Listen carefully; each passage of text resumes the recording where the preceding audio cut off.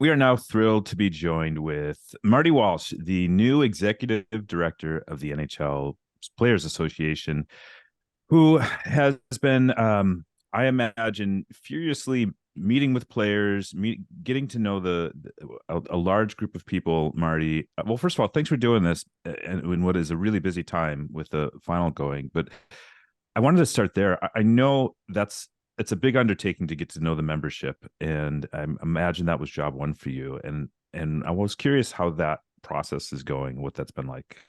Yeah, it's first of all, thanks for having me today. It's exciting to be on. I look forward to the conversation. When I interviewed for the job, I told the players that my goal is to not just meet every player, but to get to know every player. Mm-hmm. You have 750 plus players. There's no reason why the leadership of the union can't know every single player personally. And we've spent, obviously in the beginning of this, I started in April, and I was able to meet with a good amount of teams, players on teams, not everyone. Then the playoffs started a little more tricky, and now the final. So it's really tricky right now. You don't want to interrupt the players. Obviously, they're very focused. The Panthers and the Knights players, they're all focused on the playoffs. And I'm going to over the summertime meet with a ton of players when they get together, and then in the fall.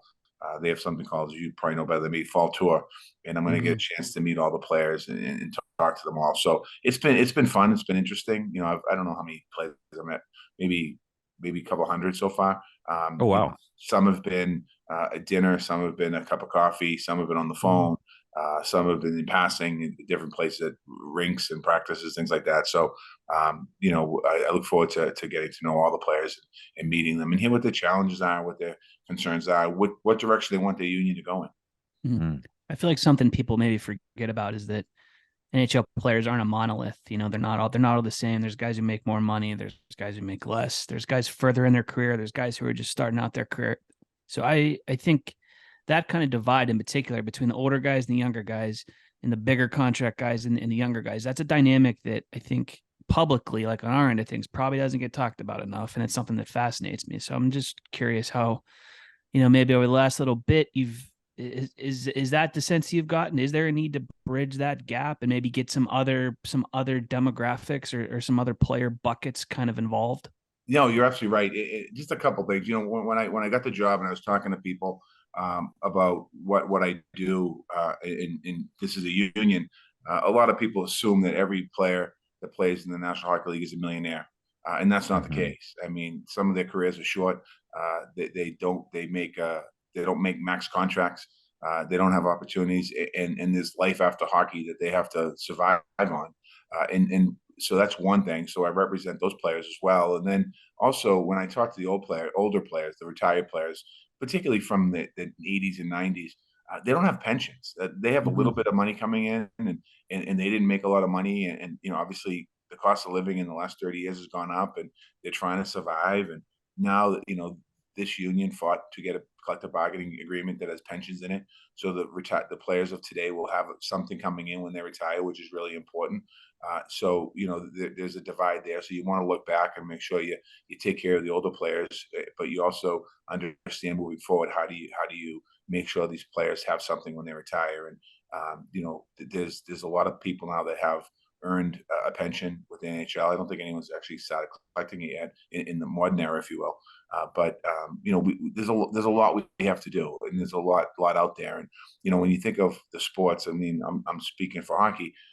You're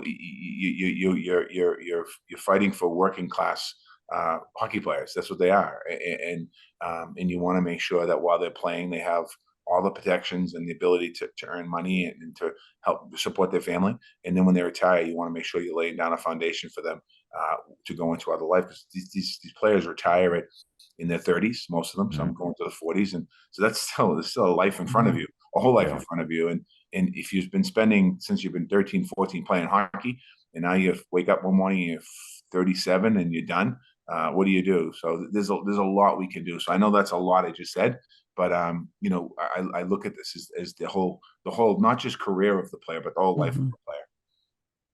You look at the the setup of where you are in history of the league and the PA when you're joining, and it's, I mean, you've got a couple of years before you have to start worrying about kind of big picture things in terms. I think the current deal goes through the CBA through 25-26, but there are things I'm sure you want to address right away, and you're probably picking up some themes from players. Is there, revenue growth, all these things that players are impacted by? What are some short term things that you're focused on?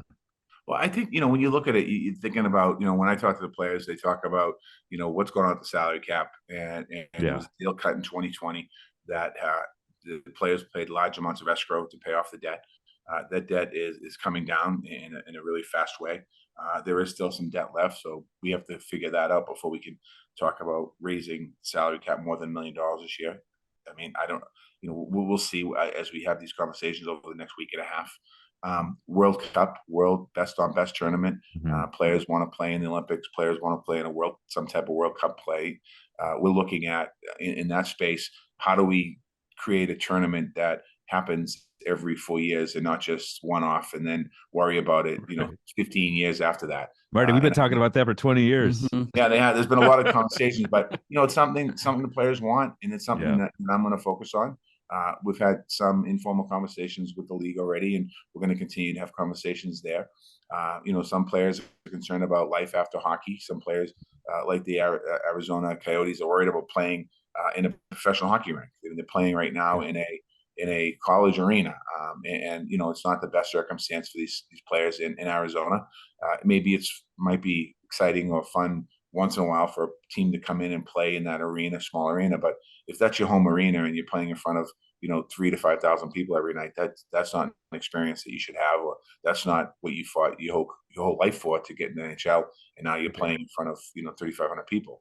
That's just not fair in a lot of ways. So there's a lot of different issues that come up in the course of conversations with players. There's not one theme that goes through everybody. Not every player is interested in the World Cup of hockey. Not every player is interested in the salary cap. So there's a lot of different themes that come up that we're kind of focused on. And I think when you think about unions, you represent, it's work conditions, making sure the ice is good, making sure the facilities are up to par, making sure that they have all the things they need in their arenas, and for them to do their job. I'm sure we're going to get to a couple of those other pieces in a minute. We're going to ask about the Coyotes, I'm sure. But the one that I wanted to hit the cap first. I understand the desire to pay down the escrow and pay down the debt and rip off that Band-Aid and get it squared away, for next season. How do you balance that desire with the fact that there is a group of UFA players that's about to hit the market in July that will have less money than they would have otherwise? Are there players out there who are like, well, we could bump up the cap now because I'm coming up to UFA and I'd like for there to be a little bit more money to spread around to pay me now versus next year? I've definitely spoken to players that are in that situation and they're concerned about that. And I have not talked to owners, but I know general managers are concerned about that as well. And you got to, there's a couple things that are outstanding. One is the 1920 and 2021 debt, not debt, hockey related revenue that has to be finalized. If we can get that finalized sooner rather than later and get to an agreement, Gary Bettman referred to it the other day as bean counting, and it literally is bean counting. We're going through whatever the numbers are. That will give us a clear picture of what debt's left. And at that point, I think what you do is you weigh the debt left against the escrow to see if there's any room under the current escrow system to be able to raise the salary cap. And I think if we can get those numbers resolved, and that's a negotiation between us and the league, and if we can get those numbers resolved, hopefully in the next week or two, we have an understanding there might be some room there. Short of that, I'm pretty clear in the fact that, well, I say I am, the players are pretty clear. They don't want to raise the escrow cap for salary cap increase. They just don't want to do that. They've paid a lot. They've paid a lot over the last several years on escrow. And I think that it's something that we need to hopefully come up with a positive resolution there, and then we move forward. I am getting calls. A couple of players calling me every week on this, asking me what's going on because they're free agents and they're fairly well known, and they want to be able to. Some of them want to stay with the team they're with, and I think if you're a team, you're going to wonder if you have a team and you have a good core of players, and some of those players of your core are unrestricted free agents, and they can go on the open market. You don't want to lose them because Right. you can't replace some of these players overnight. I mean, it's hard to replace them. So I think that's something that I think a lot of people are very paying a lot of attention to on both sides of the aisle, on the club side and on the player side. So just to be clear, I feel like we're resigned to the 1 million increase, but you're saying there may be the opportunity for some flexibility Well, depending on each I think we player. have to look and see, like I said, what the debt is Yeah. after these 2 seasons are put in the bank. And unfortunately, one of these 2 seasons were COVID seasons, so we're not talking hundreds of millions of dollars. Right. I wish we were, because that make it a lot easier. But we're not talking hundreds of millions of dollars. But I think that I don't think I'm not gonna close the door automatically today. I will say this though, and the commissioner Bettman said this the other day too. If there's debt that's not paid back. Um, we're not going to change the escrow. But if there's debt that's not paid back, that we know that some percentage of the escrow could cover, and there's still a little bit more there in the escrow, maybe we could have another conversation about it. Is there an easy explanation, like for us or for fans or whoever, as to why this hasn't been locked in yet? Because we obviously are not privy to so much that goes on there, but from the outside, you're like, okay, it's June 5th. How do we not have the exact number? Well, I asked that question because I'm new in this job, so I'm only a couple months in. I asked that same question, and unfortunately, I think the world of sports is similar to the world of politics. It's like, the debt ceiling conversation in Congress. It took the last hour of the last day to get a resolution, and that's not my style. But I'd like to get we should have got a resolution 2 months ago. They could have come up with a resolution just like they came up with the other day. And I think the same for sports. We look at these deadlines, and we go up against these deadlines. And I think it would make it so much easier for everyone to understand that, if fans knew that there was salary cap increase, look at the Bruins. The Bruins are way over the salary cap for next year. It's my hometown where I'm from, and fans aren't really paying attention to that yet, but they realize, like, if certain players decide to come back for another year, there's no room under that salary cap right now, so they have to figure it out. Certain players. One We'll leave it at that. One big one at the end, right? So I imagine out of the players you've talked to, and it's a pretty good number that you made a big dent already. A lot of those are on the Arizona Coyotes because that came to a head, and so I mean, you mentioned the arena, but now like that future is completely up in the air, and it seems to me for a membership that wants to increase revenues, putting that team in a city where you can do that fairly dramatically would make a lot of sense. How do you balance that against these players that are there now and trying to figure out what the future holds? Well, I think first and foremost, the league has put a lot of investment in keeping the Coyotes in Arizona. Obviously, it's been going on for a few years, and Yeah. the ballot initiative that went down the other day. I don't know if it surprised anybody, but when you put the interesting thing is there was no money involved. It was just simply approving the project. I mean, there wasn't any public finance in that project, but it went down. I think the commissioner said at his press conference the other day that he's trying to see one or two more plays in Arizona. And if that doesn't work, he's going to look what's next. And, I simply just feel that, this coming season, if there's not a resolution soon, I'm not going to put a deadline on it yet before the season starts or halfway through the season. But if you don't have a resolution soon, meaning in the next, several bunch of months here, we have to make a decision on what's going to happen to the future of that team. Yeah. You can't, that team, if that ballot initiative passed, we were talking, 2, 3, 4 more seasons in the Mullet Arena. That's a long time, but at least there's a new building being built. And I think that, the fans of Arizona, the hockey fans there, and more importantly, the players deserve, I don't mean more importantly because the fans are really important too, but they deserve to understand clarity what's happening here. And so I'm staying in close contact with the league on that. I've met with the Coyotes players several times. We had an in-person meeting before the season ended. I went to a game in Arizona. Met with the owner of the team, the president of the team, the commissioner was there. I was there, and And then we had a Zoom meeting not too long ago with the players to talk about where we're headed. And they're very active and interested in what's going to happen. You know, when they moved into the mullet, you had younger players that were kind of new in the league. And now that they're becoming heading towards the prime of their career, they want to play in an arena. Number one, that's an NHL arena. Number one. Number two, they want to play for a team that can reach the Stanley Cup and win and go for championships. And they want to be able to have a team that can attract free agents to their area and play for their team. So right now, I think a lot of that's kind of in question until there's a plan moving forward, meaning a real concrete. This is what we're doing. New arenas being built. There's a shovel in the ground, cranes in the ground, steel going up, or we're going to a new place and this is what we're going to do and this is how we're going to do it. How would you characterize the way players feel about that playing environment over the last 6 months? Like, did it change like from the, like, did they get sick of it? I think that's kind of what I'm asking. Listen, like, I think you can assume. I think you can assume that, if you're a national hockey player and you're playing in a college arena and you're the second tenant in there, you're not even the first tenant.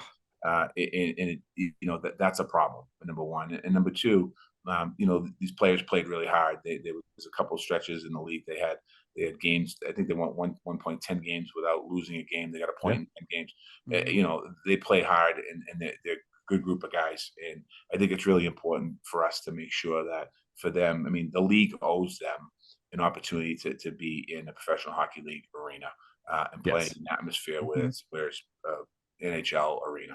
And the fans deserve it too. I mean, the fans deserve an NHL arena to go watch their team play. It didn't even occur to me to think of the fact that if you're an NHL player in Arizona, you're not only are you playing in front of whatever, a few thousand people, you're right. Your hope for building a successful team is not as high as elsewhere. You're not going to get the big free agent. You're not going to be able to make, and so, like, if you're a player, why would you even want to be there? I just, it's a great point to raise. The other thing, you mentioned Gary, you mentioned conversations with Gary Bettman. I think everyone's always fascinated by the relationship between the head of the PA and the commissioner and longtime commissioner. How would you describe so far your relationship with Gary Bettman? I mean, it's pretty open conversations. I told Gary, and he told me the same thing, that we can just call each other if there's a problem or an issue. Just pick up the phone, and it's still early in the relationship, so we're still in the honeymoon phase here, which is a good one. I think that people automatically assume a union and a company or a league and the player associations should have an adversarial relationship, and there are definitely issues that we will probably clash over in the future. There's no question about it. But it also is about, there's a relationship there. I think that's really important to grow the game of hockey and to grow the sport and to do everything we can for the players, for the ability for the players to maximize their time and their talent. And I think that, we're both of those can be done at the same time. And I've seen it in my entire career where you have companies that work with the unions and they're very successful. And I've seen times where companies and unions have a brutal relationship, adversarial, terrible relationship. And at the end of the day, it hurts the product, whether it's a private company or a sports league.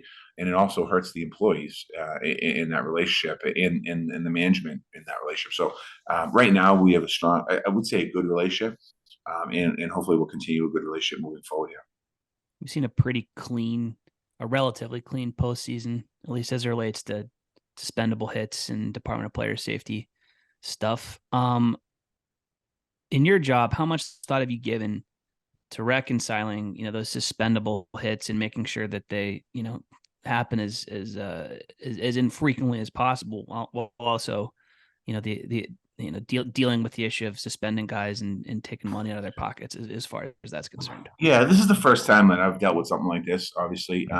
And it's something that, in the offseason, we'll talk to the players as well. It's a conversation that we'll bring up at Fall Tour and talk to them about it, because we represent both players. Right. That's the player that does the offense, and we represent the player that is on the other end of it. And, I think it's really important for us to have these conversations as we move. Every sport is physical.